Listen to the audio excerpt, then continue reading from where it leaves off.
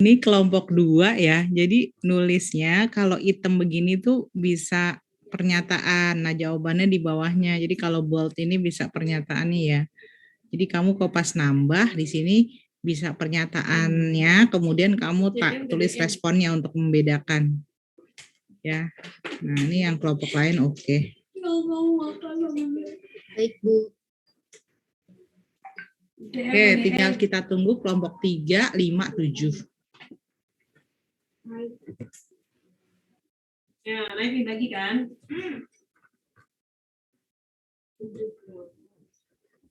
Kan?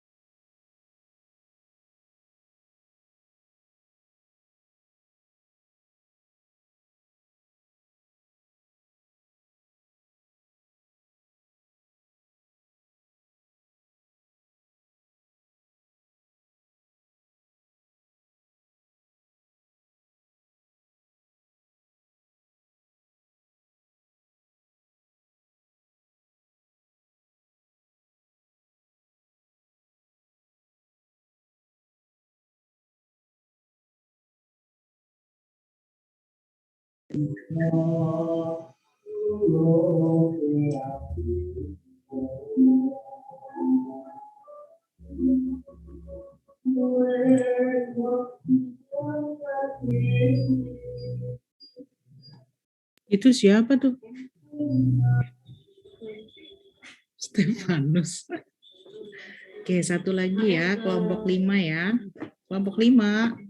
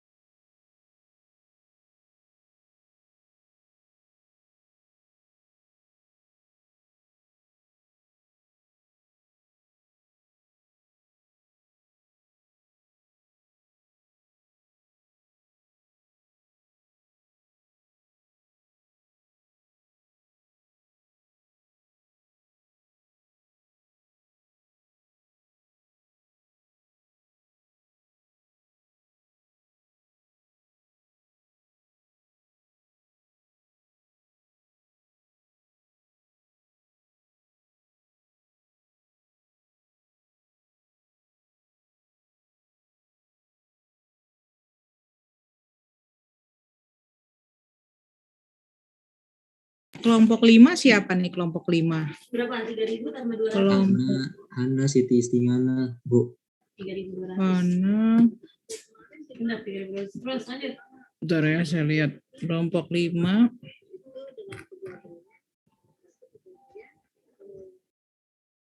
Kuri ya? Kuri, Siti. Iya, Bu, benar, Bu. Saif udah selesai diskusinya. Masukin Saya juga udah. tuh. Saya udah, Bu. Kau Saya kelompok kelompok 5 bukan? Saya kelompok 9, Bu. Oh, kamu awalnya kelompok 5 di sini. Bukan. Kok kamu awalnya di room 5? Oh iya, Bu, tadi saya join bentar aja, Bu. Oh, dasar. Mendadak aja sih. Oke, sekarang kelompok Huri, Istighanah ya. Lagi ngetik Hana ya.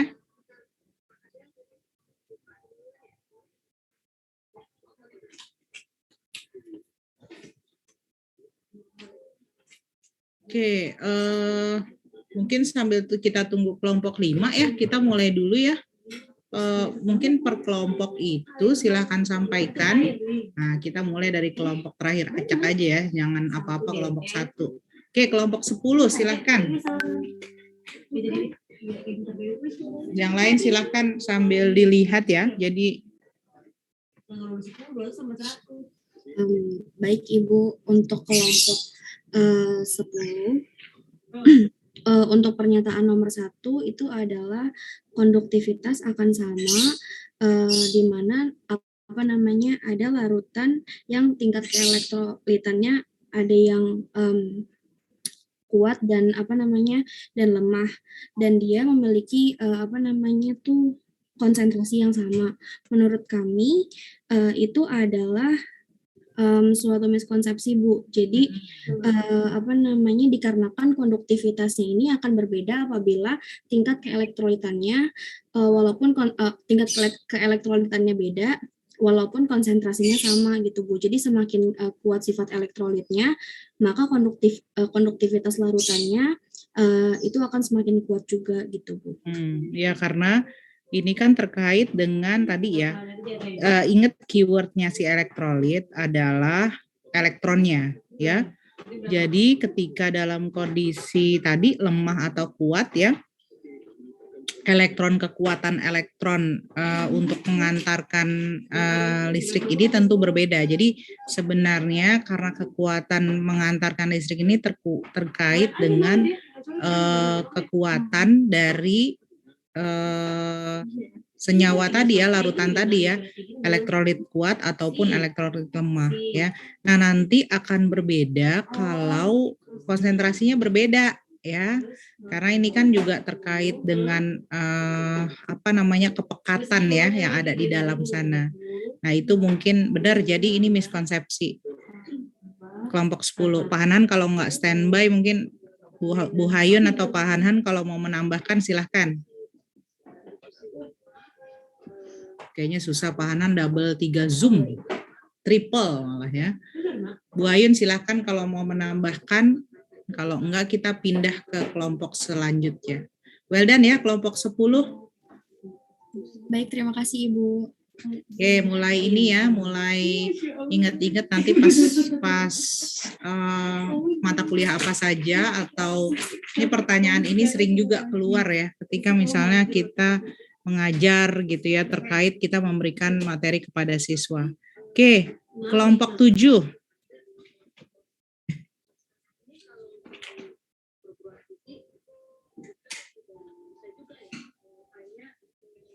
Ini contohnya Pak Hanhan nih. Gimana kelompok 7? Sekarang ke materi yang mana? Tolong gini mau. Ya baik Bu. Lagi ya. Untuk yang pernyataan ketiga itu kan dalam ikat. Untuk pernyataan yang kedua. Keberapa? Kedua apa ke satu apa keberapa? Kedua. Dua, oke. Bahwa logam terikat secara kovalen dengan non-logam untuk membentuk molekul. Nah, menurut mana itu pernyataan? Oh, yang ketiga ya itu ya. Cuma ditulisnya ke sini ya. Iya. Oke, itu kedua, Bu. Oh, kedua. Oke. Ini ya. Iya. Nah, jadi menurut kelompok kami itu pernyataannya benar karena seperti yang udah dijelaskan oleh Pak Hanhan juga, Contohnya itu ada reagen Grignard yang memiliki rumus RMGX itu, nah di mana ikatan antara R misalnya alkil itu dengan Mg merupakan ikatan kovalen. Hanifah, silakan, mungkin temannya ada yang lagi yang mau menanggapi ini.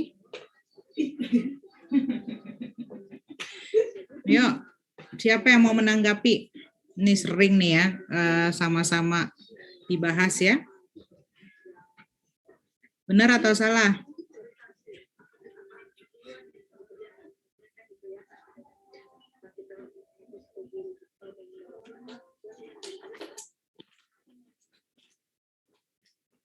Ayo, kelompok lain, yang lain mau menanggapi bahwa logam dan non-logam berikatan kovalen membentuk molekul.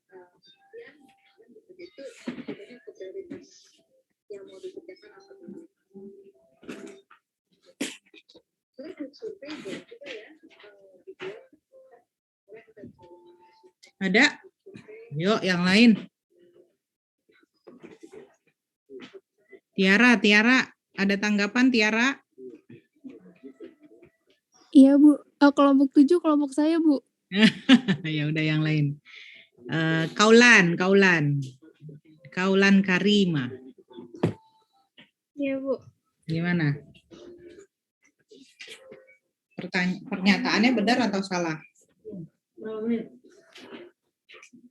Ya bingung Bu.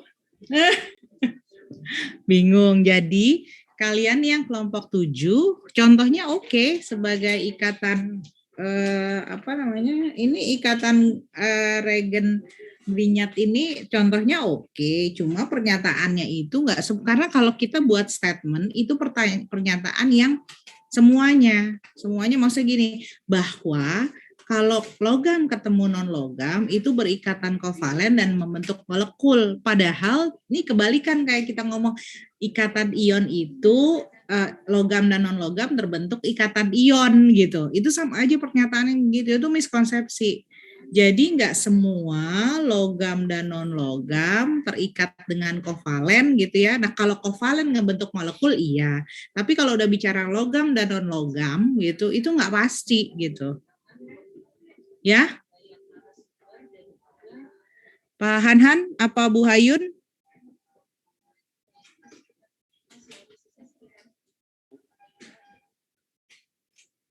Yang mana Bu? Yang ini nih, kalau nih logam yang kelompok 7 ya, yang putih nih, Pak Hanhan, yang saya beri tanda ya.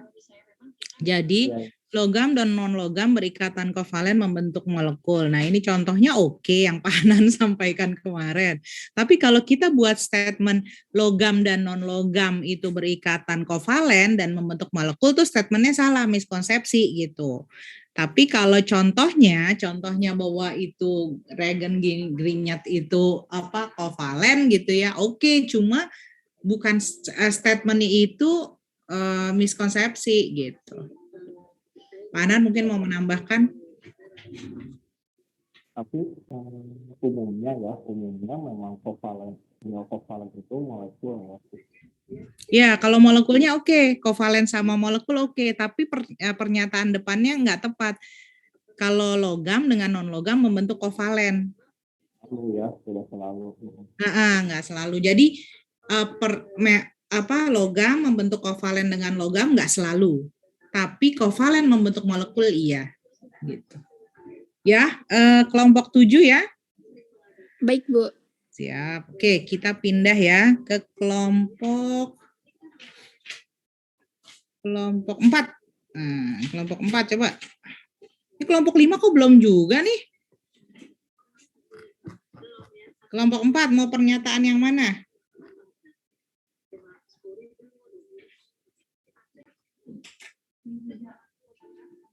Kelompok 4 mau yang mana?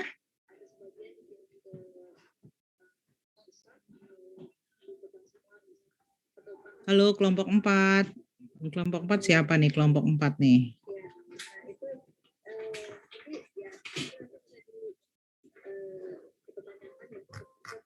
Ini karena belum kembali semua kali ya.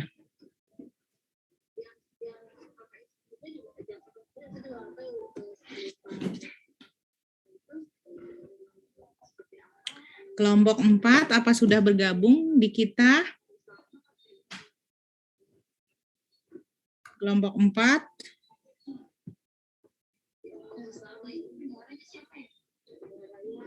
Kelompok 4 siapa kelompok 4?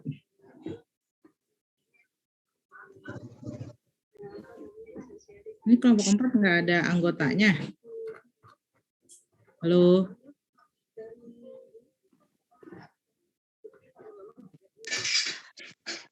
Halo? Kelompok Iya Ibu, saya Ibu kelompok 4. Hilwa. Oke, coba bahas salah satu pernyataannya.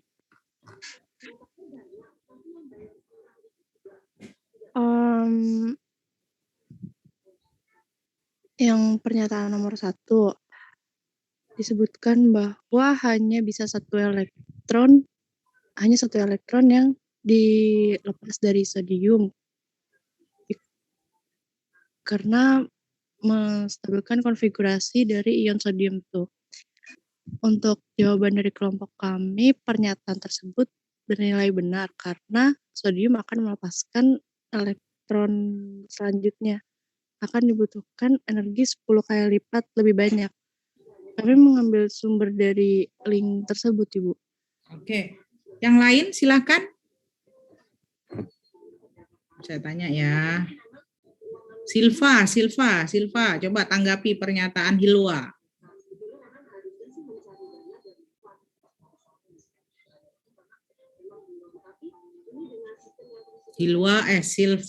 Silva, silahkan tanggapi pernyataan Hilwa. Iya, Bu. Gimana Silva? Hilwa, maaf boleh agak scroll ke bawah lagi.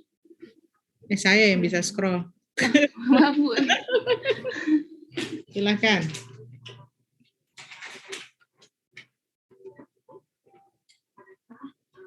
Ayo.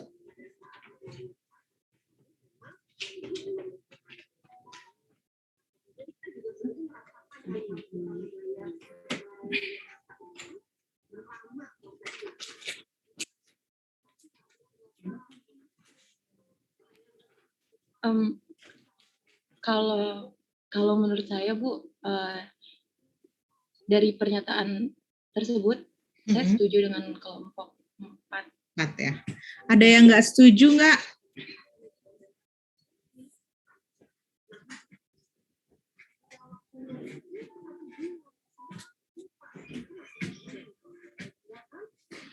Yang lain ada yang tidak setuju? Siti, kamu kelompoknya ditulis ya, kelompok 5 nih belum ada nih. Iya Ibu, ini lagi diketik. Oke ya, Hilwa dan teman-teman. Jadi kalau kamu belajar teori atom modern ya, jadi sebenarnya memang kalau kita kan yang dulu Na+. Jadi di sini statementnya itu memang kita karena bahasa Inggris ya, mungkin kita statementnya kalau only one electron can be removed, itu adalah pernyataan yang pasti cuma hanya satu elektron yang misalnya ini kan bicara, ini miskonsepsi energi ionisasi, yang dipindahkan dari Na ya, karena itu yang paling stabil Na+. Tapi sebenarnya yang bisa dipindahkan nggak cuma satu gitu. Ya kalau belajar teori atom modern kan elektronnya dia ada 11. Sebenarnya semuanya bisa dipindahkan. Nah, alasannya kenapa air yang keluar cuma satu, karena kalau memindahkan yang lain, itu energinya lebih besar. Jadi dia akan lebih prefer memindahkan satu. Tapi bukan berarti hanya satu yang bisa pindah. Bisa aja kalau energinya tercapai, ya nggak Hilwa? Kalau energinya 10 kali lipat tercapai, bisa nggak elektronnya pindah? Bisa Ibu. Nah, gitu ya. Itulah challenging-nya miskonsepsi. Jadi setiap statement itu kita lihat kecil-kecilnya itu gitu.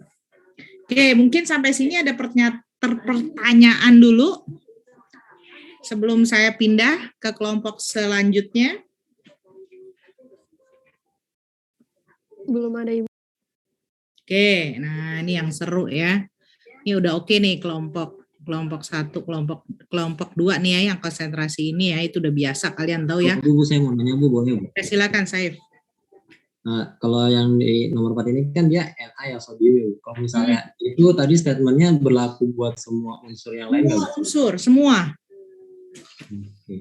Makanya jadi kalau kamu belajar energi ionisasi, kita karena sudah biasa dijelaskan Na plus. Berarti dia cuma ada satu elektron yang bisa keluar, padahal enggak. Setiap unsur itu dia punya energi ionisasi, level energi ionisasi. Nah, kenapa dia mencapai kestabilan level 1 itu dia tercapai? Makanya kalau nanti pakai alat instrumen kan biasa ya, kita tereksitasi, elektronnya tereksitasi 1, karena energinya adanya segitu gitu. Ya, silakan. Ada lagi? Kalau pernyataan kelompok 2, pH HCl 10 pangkat minus 8 itu pH-nya ternyata bukan 8, semua bisa tahu jawabannya ya? Bisa nggak? Ya, yang kelompok 2 ini nih.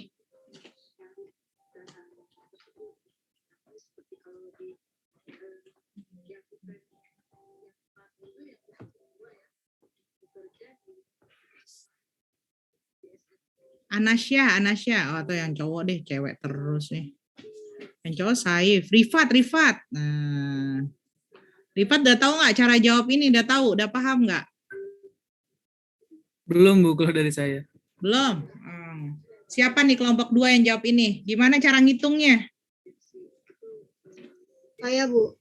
Oke, Zarna silakan. Untuk yang pernyataan konsentrasi HCl 10 pangkat minus 8 molar memiliki pH 8 itu salah.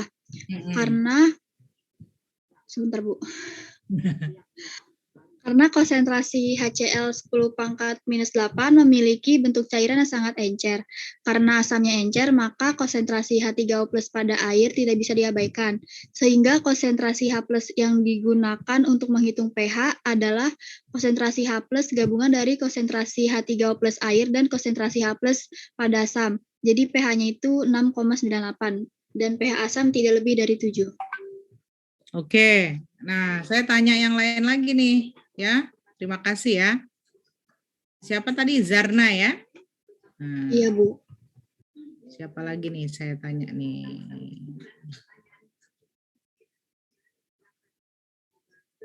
Nisrina udah sehat kamu Nisrina? Putri. Putri ada Putri? Ada, Bu. Putri, berarti kan nih katanya digabung ya?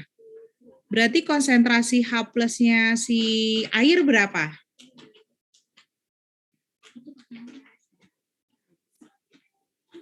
Kan katanya Zarna digabung. Konsentrasi H plus air berapa?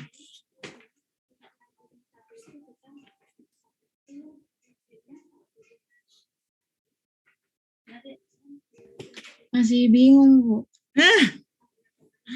Berarti harus dijelaskan. Bentar. Pakai apa ya?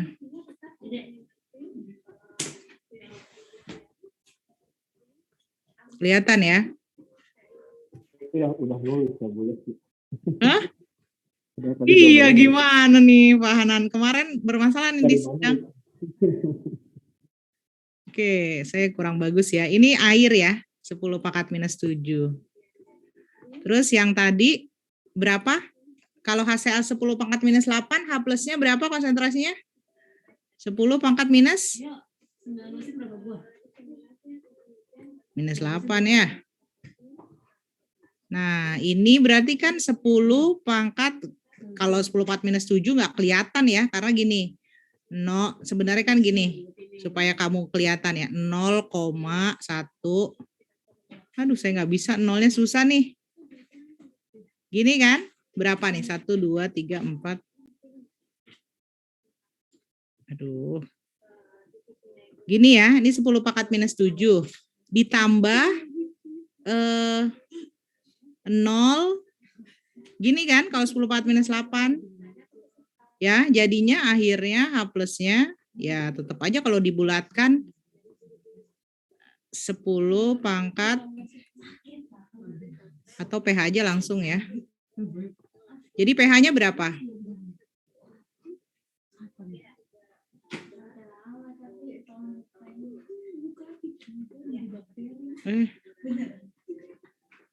pH sama dengan min log berapa?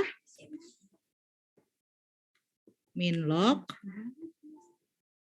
ini 0,00 kan 7 ya.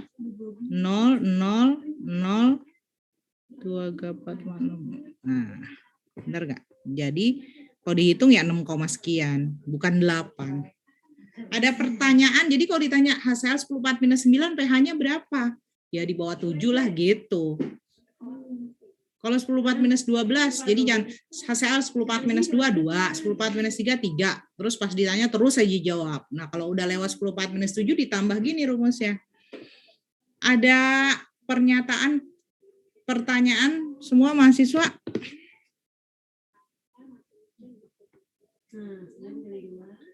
Siapa yang baru tahu gitu. Iya orang pada nggak ada dia jawab kan. Iya. Sidang skripsinya diulang deh. Waktu itu teman saya dapat soal kayak gitu waktu sidang. Iya nggak, kemarin ada yang nggak tahu terus ngulang jadinya saya tahan nilainya. Ada juga yang begitu, ada lagi yang lebih fatal sih emang ya, ngulang juga sidangnya kemarin. Oke, ada siapa? Rifat udah paham ya Rifat? Paham. Ya, jadi nanti nggak boleh salah nih ya, karena ini jadi kita paham bahwa air di situ karena ini kebetulan konsentrasi kan pada air nggak bisa diabaikan karena larutan ya. Ini kalau pernyataannya liquid beda lagi nih karena tulisannya gini, solution of.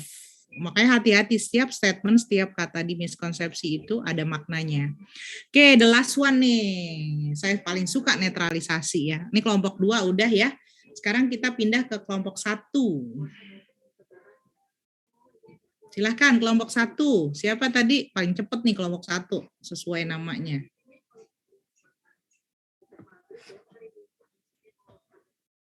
Siapa kelompok 1? Saya, Bu. Ya, pernyataan yang satu. Oke, silahkan. pH dari air murni hasil destilasi ataupun deionisasi itu pernyataannya itu disebutkan kalau selalu bernilai 7. Tapi berdasarkan hasil diskusi kelompok kami, pernyataan tersebut salah karena air murni ini tidak selalu bernilai 7. Alasannya air murni awalnya itu memang bernilai bersifat netral dan pH-nya 7. Tapi ketika setelah didiamkan, air itu akan bereaksi dengan udara, yaitu dengan karbon dioksida, sehingga akan membentuk asam. Iya. Ya gitu terus, sehingga pH-nya ini bisa berkurang dari 7 nilainya, gitu. Sekarang saya tanya, kalau larutannya saya tutup, nggak ada air, nggak ada CO2 atau O2 terlarut lah, CO2 lah ya yang berpengaruh. Gimana pH-nya? pH-nya tetap 7, Bu. pH-nya tetap 7. Yang lain? Bisa share programnya Pak, sini ya, 7 saya langsung tulis ya. Divisi 7 ya Bu ya. Ya, karena Fitri. saya sih terbayang ya Bu Yuni sama Bu Hendra, anggota Ibu yang lain. Fitri, ada Fitri? Tergantung Fit gimana Fit? Apa namanya anggota HKI yang bergabung di DKI ya barangkali. Karena kalau seperti di UI. Benar Kak Fit? Kalau ditutup tetap 7. Ya, mungkin di kampus yang lain tidak sekuat UI. Bingung.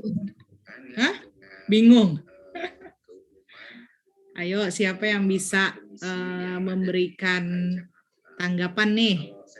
Kalau di air destilasi iya, kalau misalnya dia selesai ya 7.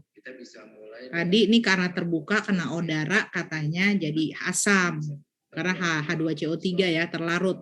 Itu pun kalau CO2-nya terlarutnya terbukanya mungkin berapa lama ya, akhirnya jadi terlarut. Nah sekarang kalau ditutup, apakah tetap 7? Kalau menurut saya tetap, Bu. Tetap, privat. Oke, yang lain? Tetap. Kalian tahu nggak pengaruh pH terhadap pengaruh pH, pengaruh temperatur suhu terhadap pH? Ada Bu, itu dibahas di pernyataan kedua. Ya, jadi yang pernyataan ke-1 pun tetap nyambung, Alivia. Kalau suhunya memang sama ya, misalnya pH 7 itu kan kalau suhunya berapa, Alivia? pH 7 ketika suhunya 25 atau suhu kamar. 25, suhu kamar. Oke. Kan kalau pH-nya enggak 25, biarpun dia destilasi air, dia air destilasi jadi kebalik. Air destilasi dia kan tetap enggak 7 pH-nya karena ada pengaruh temperatur. Iya enggak? Iya, Bu. Nah, iya, jadi itu yang dilupakan. Jadi kita mempertimbangkan faktor temperatur. Kalau semakin dingin, Saif, nah, seneng banget saya nih ngeledek Saif. Saif, kau masih ada nggak? Iya, Bu. Air semakin dingin, pH-nya semakin tinggi apa semakin rendah? Air semakin dingin, pH-nya semakin tinggi apa enggak gitu? Menurut saya semakin rendah, Bu. Semakin tinggi ya. Jadi nanti kau belajar kelarutan, berarti dia fungsi kelarutannya seperti apa, berarti kan pengalinya semakin besar ya. Jadi nanti bisa dilihat. Kalau misalnya males ngitungnya, bisa lihat harus lihat kelarutan H+ sama OH-, lihat aja tabelnya dari pH 10, pH 20, pH 25 ya. Jadi nanti kalau ingat-ingat ditanya terkait pH air, apakah pH air 7 salah satu faktor yang mempengaruhi, apalagi kalau nanyanya pH air 7 ya. pH air 7 belum tentu kalau destilasi oke, kalau destilasi suhu 25 iya. Tapi kalau misalnya suhunya udah nggak 25, nggak hasil destilasi, itu pasti nggak pasti 7 gitu ya. Jadi kalau banyak iklan-iklan pH 7 dicek dulu ya pH 7 ini. Oke, itu saja yang pertanyaan nomor 2. Oke, nanti kita belajar netralisasi lagi ya. Ini juga seru, kelompok 1 dan kelompok 2. Oke, saya pikir cukup untuk hari ini. Kebanyakan juga silakan dibuka kameranya. Mungkin ada yang mau menyampaikan belajar hal yang baru nih ya. Hari ini apa terkait dengan miskonsepsi? Paling enggak ada satu miskonsepsi yang teratasi lah ya di otak kalian gitu ya. Brigita, Brigita baru muncul nih. Brigita mungkin kita udah tahu semua kayaknya ya. Enggak. Brigita, apa yang dipelajari mungkin dari statement atau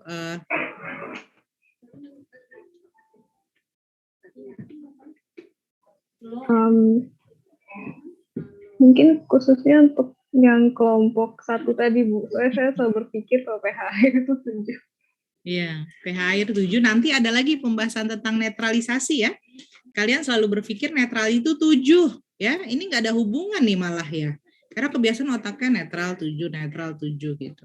Sebagian ya ada, tapi nggak semua netralisasi itu pH-nya 7. Nah, nanti ada hubungan sama H+ sama OH-. Nanti di kelompok 1 dibahas lagi reaksi asam lemah ya kalau nggak salah ya dengan basa kuat. Nah, itu kita belajar ionisasi. Siapa yang jadi karena lemah dia ionisasinya udah selesai, yang kuat masih terus jalan ionisasi. Nah, itu mempengaruhi pH ya.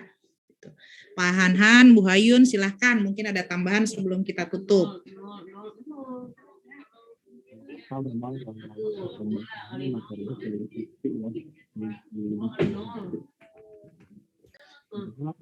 Angkatan itu masalahnya beda-beda ya Bu ya. Saya yang di tahun sebelumnya tidak terbahas, tahun ini ada. Saya juga sebenarnya tahun kemarin ada, tahun ini enggak. Benar.